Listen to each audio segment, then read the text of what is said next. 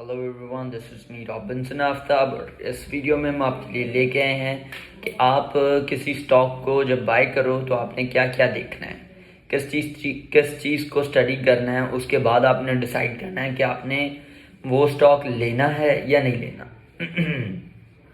चलिए स्टार्ट करते हैं।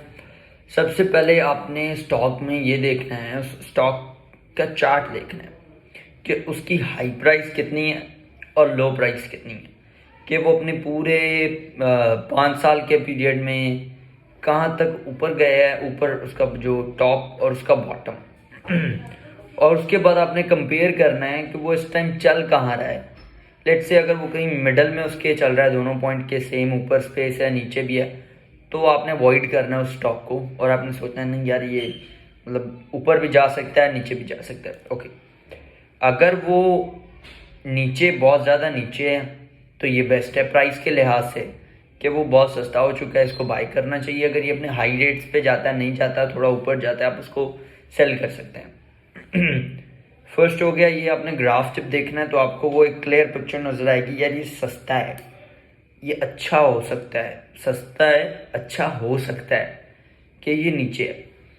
फिर आपने क्या देखना है, उस कंपनी के फाइनेंशियल्स को स्टडी करना है ना। फाइनेंशियल रिपोर्ट आती है हर क्वार्टरली, एक रिपोर्ट आती है।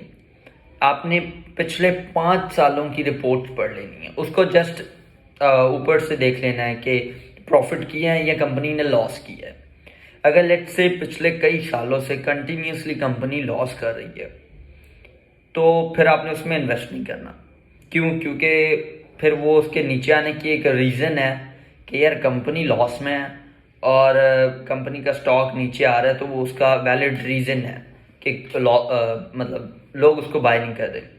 पर लेट्स से अगर कंपनी का कोई 2-3 क्वार्टर है वो नेगेटिव हो चुके हैं, फिर एक पॉजिटिव 2-4 थे, फिर कोई नेगेटिव था, तो इट मीन्स एक्सपेक्टेड है कि यार कोई पॉजिटिव न्यूज़ आ सकती है जो इसको इस रेट से ऊपर कर देगी। ठीक है। और फिर समटाइम ऐसा होता है कि कुछ शॉर्ट टर्म न्यूज़ होती है ना, शॉर्ट टर्म इफेक्ट्स आते हैं। कोई न्यूज़ होती है जो उसको शॉर्ट टर्म उसकी प्राइस से बहुत नीचे ले जाती है, तो आपने वो अपॉर्चुनिटी लेनी है, उसको बाय करना है। वो बेस्ट अपॉर्चुनिटी होती है बाय करने के लिए। आप उस रेट पे उसको बाय करो और होल्ड करके रखो। कोई भी इन्वेस्टमेंट इतनी जल्दी नहीं होती कि आज आप बाय करोगे तो कल वो आपको प्रॉफिट दे जाए। एटलीस्ट 6 मंथ तक वेट करना होता है आपको। 6 मंथ तक आपने, एटलीस्ट 6 मंथ में 2 क्वार्टर आएंगे। 2 क्वार्टर का रिजल्ट आपको क्या पता, आपकी जो इन्वेस्टमेंट है उसको डबल और 100%, 200%, 300% तक लेके जा सकता है। एटलीस्ट जो मतलब बैंक इंटरेस्ट देता है उससे तो कई गुना ज़्यादा है।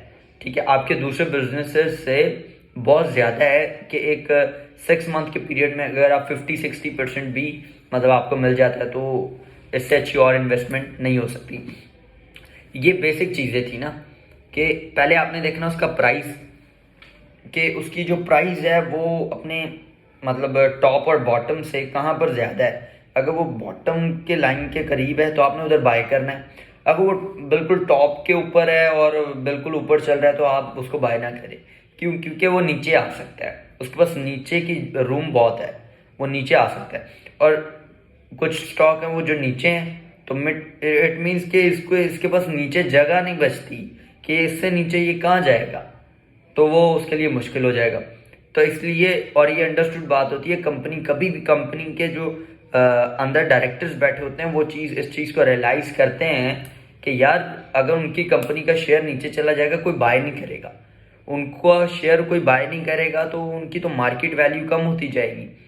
तो वो नहीं चाहेंगे, वो कोई ना कोई स्ट्रैटेजी, कोई ना कोई बैक बाइंग करेंगे, कुछ ऐसा करेंगे कि इस शेयर की प्राइस को उस रेट से ऊपर लेके जाया जाए और कंपनी की परफॉर्मेंस और अच्छी करने की कोशिश करेंगे कि लोग इनको बाय करें ताकि इसकी प्राइस जो है वो ऊपर जाए।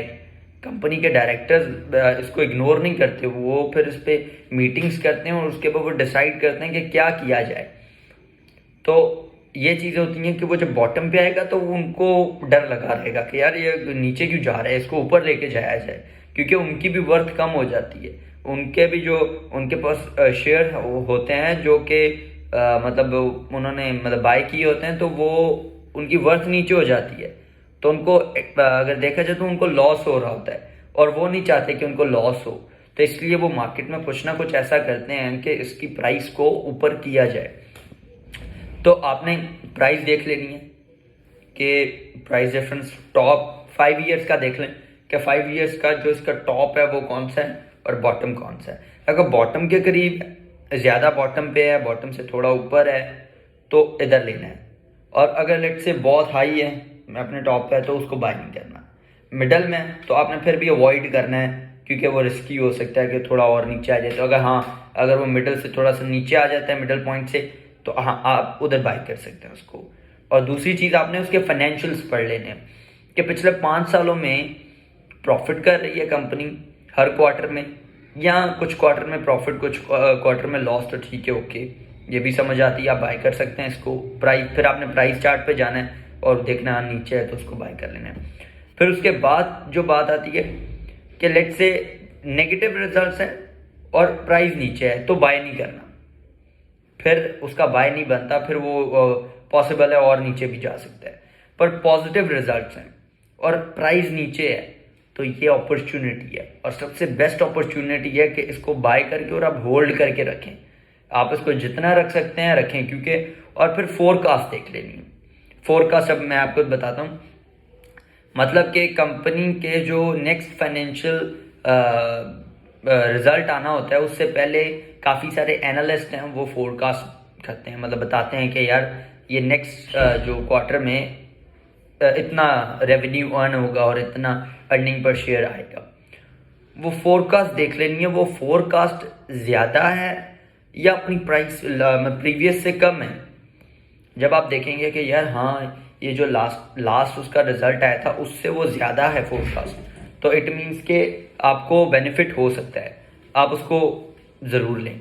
पर अगर वो फोरकास्ट से कम कह दी गई, एनालिस्ट हैं वो पूरी कंपनी के फाइनेंशियल्स को स्टडी करते हैं और वो लेट से कहते हैं कि जो आने वाला क्वार्टर होगा वो इस कंपनी के लिए शायद इतना रेवेन्यू ना जनरेट कर सके जितना इन्होंने लास्ट टाइम किया है, कम होगा, तो उसके ऊपर शेयर के ऊपर नेगेटिव इफेक्ट आ जाता है। तो आप उसको भी बाय ना करें क्योंकि उसकी फोरकास्ट अच्छी नहीं है। फोरकास्ट भी देखनी है। ये 3 पॉइंट से आप तीनों में से कोई भी तीनों को आप स्टडी करें, उसके बाद आप किसी स्टॉक को ले सकते हैं। और ये बेसिक्स है, बिगिनर्स के लिए ये बेस्ट है, वो ये 3 चीज़ें स्टडी करें और उसके बाद वो देख सकते हैं, वो अर्न कर सकते हैं। और long term 3 month to 6 month तक एटलीस्ट उसको होल्ड करके रखें और उसके बारे में इंफॉर्मेशन लेते रहें और देखते रहें कि वो उनका एग्जिट पॉइंट कौन सा है, डिसाइड करेंगे उन्होंने कहाँ पर एग्जिट होना है। लेट्स से $100 लेने हैं, 200 लेने हैं, 300 लेने हैं अपनी प्राइस से, और अपना टारगेट हिट होने के बाद उसको फॉलो ना करें। बेशक वो जितना मर्जी ऊपर, फिर और ऊपर जा रहा है कोई मसला नहीं है, आपके जितना नसीब में था आपको मिल गया, आपने फिर एग्जिट हो जाना है। फिर आपने दोबारा एंटर नहीं होना हाई प्राइस पे कि यार ये और हाई हो सकता है। अगर आपको लगता है कि ये और हाई हो सकता है तो आपने वेट करना है, आपने होल्ड करके रखना है। आपने 3 मंथ होल्ड किया, लेट्स से आप $100 पे कोई शेयर लेते हो, वो 200 का हो गया। अगर आपको लगता है ये 300 पे जा सकता है तो उसको सेल ना करो, उसको होल्ड करके रखो और कॉन्फिडेंट, अपने आप पे कॉन्फिडेंस लेके आओ कि हाँ यार ये 300 तक जा सकता है, विद वैलिड रीजनिंग के साथ। आपने जो बताना है कि हाँ यार इस वजह से जा सकता है 100 पे, तो आपने वो बताना है कि यार इनको कोई प्रोजेक्ट मिलने वाला है, इनको कुछ मतलब कोई नेक्स्ट जो इनकी फोरकास्ट है वो डबल है, तो इस वजह से मैं सोचता हूँ कि ये 300 तक चला जाएगा, तो फिर आप उसको बाय कर सकते हैं। Thank you so much.